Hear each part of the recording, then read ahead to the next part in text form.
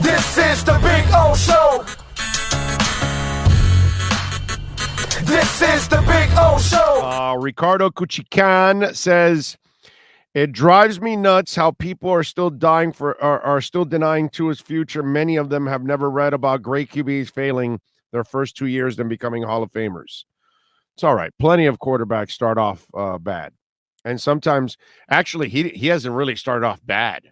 Considering the crap around him, he's done a pretty good job. That's the misconception that's out there with Tua. He hasn't been terrible. That's completely wrong.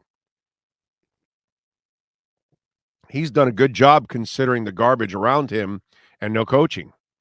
So now, if you get coaching and you get the offense fixed, like I said, you get that running game and that offensive line going, Tua will be just fine, bro. Get him. That's what he needs. He can pass the ball. He can figure everything else out. But he's not going to be able to figure everything else out if you're constantly pressuring him and, putting him on his ass. Fix the running game. Fix the offensive line. That's really, obviously, you need some decent weapons, but they had decent weapons last year. He could have played with the weapons he had last year. Even limited, he could have. This year, they'll be better, and he could be even better. Obviously, the better weapons. It doesn't get lost on me that, you acquired Tom Brady, but you add Gronkowski to a team that already had 2 tight ends. And you added Antonio Brown to a team that already had 2 exceptional starting wide receivers. You can never add more talent. And that's what they kept doing. They had Ronald Jones. They added Leonard Fournette. And they just re-signed them today to a 3-year, $21 million deal. That's why it was funny when, Joe Shad 2 weeks ago goes, well, maybe you can acquire a franchise quarterback, but you've got to give him a better line and running game. And I'm like, well, wait a minute. How come that doesn't go for Tua? So if you don't get – what happens if you give Tua a better line and a running game? What do you think happens then? It's just this thing is never, ever looked at the right way. It's never looked at fairly. And why? Because too many of you repeat what somebody else says.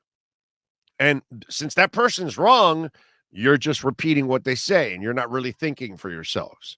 So you just keep repeating what everyone else is saying. That's all it is. That's cool.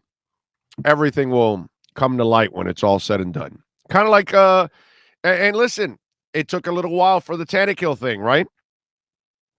Some of you still got fooled. And then eventually, I would imagine by now, after the performance finally this year in the playoffs, there can't be any of you left over that actually still think that guy can be a franchise quarterback, right? I mean, you really cannot be that dumb now at that point. Okay? I'll let you slide over the years that you got fooled and you didn't really understand the quarterback position and you actually thought Ryan Tannehill was real and all that kind of stuff. But, by now you kind of figured out that it was all Derrick Henry. And that kid can never, ever elevate anything. Ever. But, still some of you got fooled. So I understand how this rolls. So I understand the negativity to a certain extent for Tua. But eventually, you'll be proven wrong, and you'll see. But they never treat the kid fairly.